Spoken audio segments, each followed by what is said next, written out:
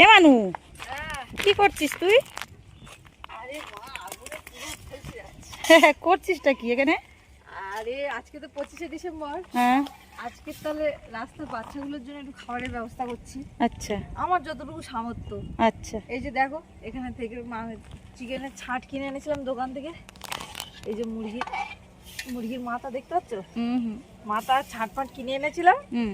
এনে চাল দিয়ে একসাথে ভালো করে ফুটিয়ে বাচ্চাগুলো যাতে আজকে খেতে পারে একটু ভালোভাবে। ও আচ্ছা। এই যে দেখতে পাচ্ছ হ্যাঁ, চিকেনের ছাট। বাহ।